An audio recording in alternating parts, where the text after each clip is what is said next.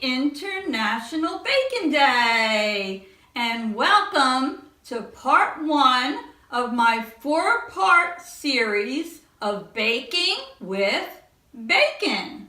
Now, for those of you who are not aware, the dictionary defines bacon as thin strips of the sides and the back of a pig.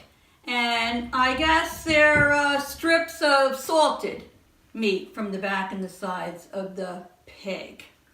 And that might be what the dictionary defines it as. That's Webster's dictionary. But I, the diva, define it as a party in my mouth. Yay! Thumbs up on that one. So I purposely picked today to do part one of my bacon series because it is International Bacon Day. And you know, I came across some interesting facts about bacon. So I don't know, I'm gonna read a couple of them to you and see if you know. And maybe the cameraman might be able to assist us. So let me see. Did you know that bacon is addictive? Did you know that, cameraman? Absolutely. But do you know why it's addictive? Yeah, because it's scrumptious, delightful. Well, besides that, it actually contains umami. I never heard of umami, but apparently umami produces an addictive neurochemical response. Now, did you know that, cameraman? No. I didn't either. And do you know that each year in the United States alone, 1.7 billions of bacon are consumed? That is unbelievable. And this one you might know, cameraman. Did you know that bacon cures hangovers? No, but I'm going to start eating more of it now. You better, with your Jamesons. Also, did you know that Canadian bacon is not even real bacon? Did you know that, cameraman?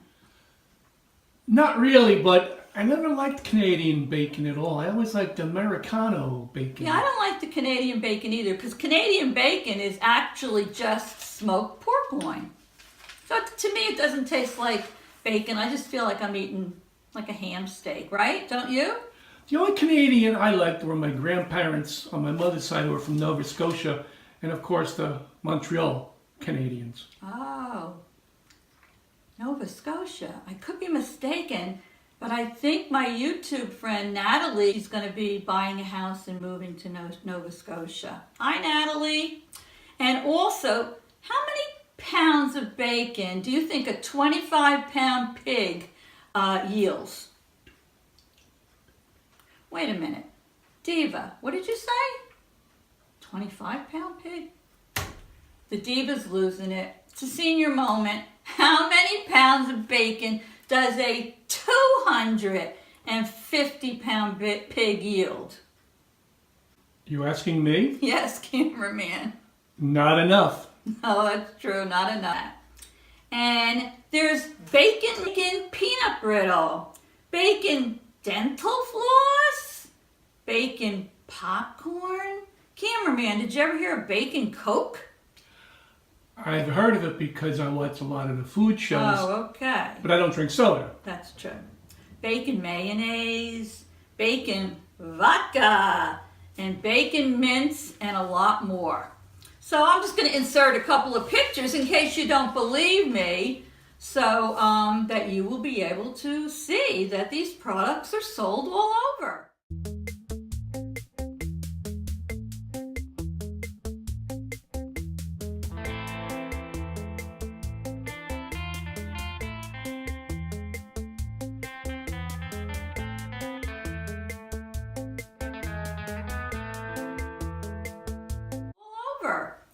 Now, you're wondering, okay, Diva, this is part one of your Baking with Bacon. What are we going to do today? Well, I thought I would start off this one with a bang. Today we're going to make chocolate covered bacon. No poo-poo in it. Don't knock it until you try it. Do you know that I think it was, according to my notes, in 2005 is when this chocolate covered bacon became very popular. They're not exactly sure of the origin of it, but I think sites are saying that it may have started to appear at the state fair in Wisconsin. So even though the history of chocolate covered bacon is unsure, one thing is for certain: chocolate covered bacon is a big hit.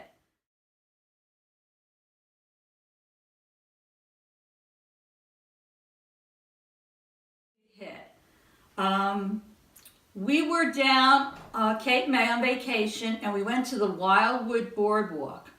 And on the boardwalk, there was a fudge store there. It might have been Laura's Fudge, but don't hold me to that. And right in the window is a big sign, chocolate covered bacon. I think Wildwood might have been like a fudge store there that might have been the first one that started selling this chocolate covered bacon. And it's become like a phenomenon. Have you ever tasted it, cameraman? No, I have not. Well, neither have I, but we're going to taste it today. So let's get started. Are you ready, cameraman? I'm anxiously awaiting. All right, well, I'm ready too. Okay, the first thing I did, and I'll insert some pictures for you for time's sake, is I set my oven to 400 degrees. Now you might say, Diva, why didn't you fry your oven in the frying pan? Fry your bacon in the frying pan. Why didn't you cook it in the microwave?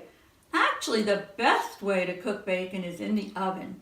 So I took a baking sheet, covered it with aluminum foil, and I put a baking rack on it. You know, one that you would cool cookies on. And I lined my Diva. I lined my bacon on there. I cooked it in the 400 degree oven for 25 minutes. It came out perfectly. And then once I did that, I put it out on another baking rack with a little paper towel under it to cool. You have to make sure your bacon is well done and crispy. You can't have soggy bacon or it's going to be flopping all over the place. So you're not going to do anything with this bacon until it's cool. And ta-da! This is what the bacon is going to look like after you cook it. And I don't know if I'm going to be able to get through the smell. It was good. And let me show you what it's supposed to be like. You want to be able to hold your piece of bacon like this. You don't want it to be flopping around. It should be nice and straight, and it should be cold. Now, I just lined them up like this. There's another way you can do it. You can take one of those wooden skewers, and you can weave it through the bacon while the bacon is uncooked, and then just lie them down on the baking rack and cook them, and this is what they will come out like. Now, I prefer to do them the other way, but you can do this too. And they should, as they cool, be nice and hard on the skewer. So let me put this yummy bacon aside for now and tell you what I'm going to do next. So after your bacon is all cooked and it's cool, it has to be very cool. Just leave it out at room temperature to cool.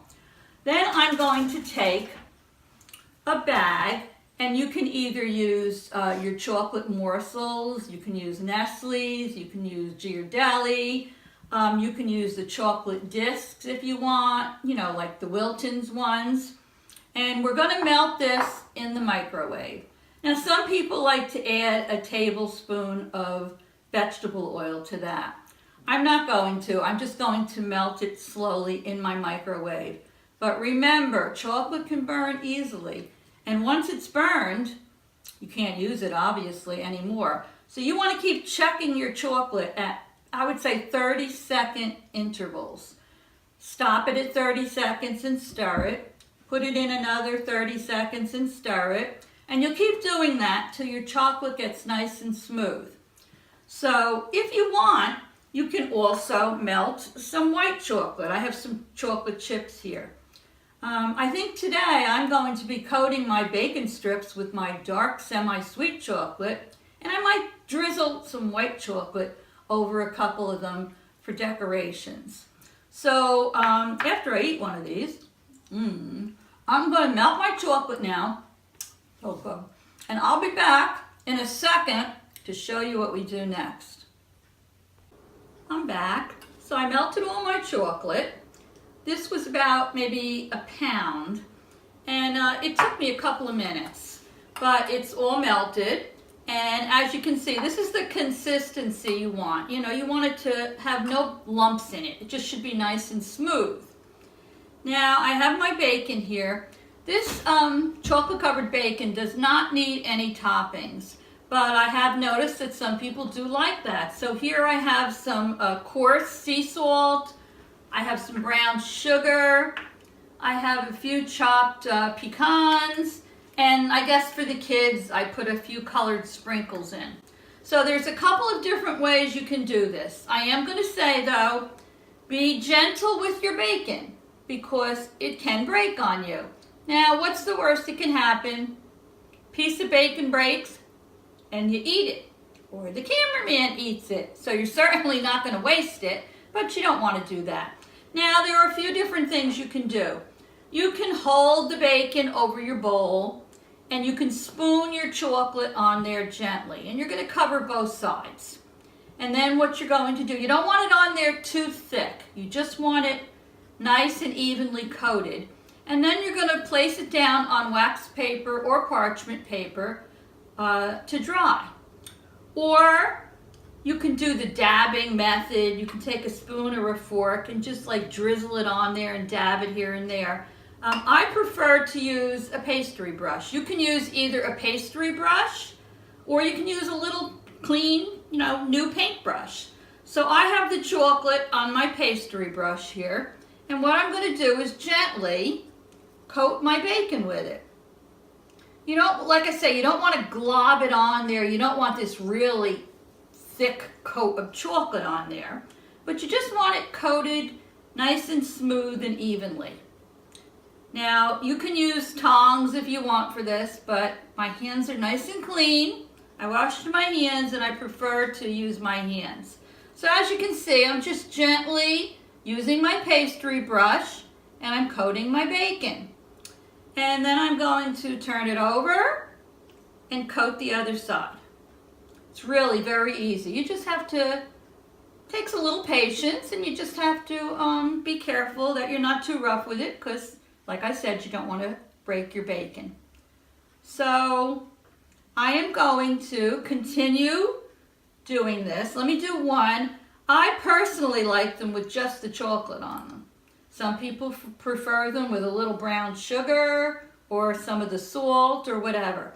So I'm going to make it nice and smooth. I'm going to place it down on my wax paper and it's going to stay there for a while until the chocolate hardens. So let me do one more and I'll put some coating on that one, some decorations, and then I'll continue to do the rest of them off camera. And at that point, they're just going to stay here until they dry. So let me just finish this one. Gonna have chocolate on your hands, but that's okay. You can wash them, or you can lick your fingers. I won't tell anybody. Will you, cameraman? Yes. Oh, such a snitch. I'm going to wear surgical gloves when I eat them. So for those of you out there that are saying to yourself, oh, I could never eat that. Like I said before, don't knock it till you try it. It's a great combination of that sweet and salty. And who doesn't like sweet and salty? I'm going to put that down there. And It takes a little while to dry, so you don't have to worry about getting your toppings on there immediately, but your toppings should be on there while the chocolate is still wet. So I'm just going to sprinkle a little bit of my coarse sea salt on this one. And I think I'll sprinkle some of my brown sugar on this one. Not a lot, just a little bit. You don't even have to do it on both sides, just do it on the one side. And there you go. So the Diva is going to continue doing all these pieces of bacon. I think I'll do this one next off camera. And I'll be back as soon as the chocolate hardens to do a taste testing. Hi, I'm back. So I finished brushing all the chocolate onto the bacon strips. And while the chocolate was still wet, I put a few sprinkles on them. I did some coarse salt, and I did some brown sugar on a few. And for the kids, I did a few sprinkles. And I'll put a still in the video. This is how they came out. I shouldn't say I have to practice, right, cameraman? Saying but I'm going to taste a piece of this. And I wanted to mention to you, if you don't want to brush the chocolate on an entire strip, you can always break them in half and, you know, make little, like, smaller strips. So I'm going to taste this baby.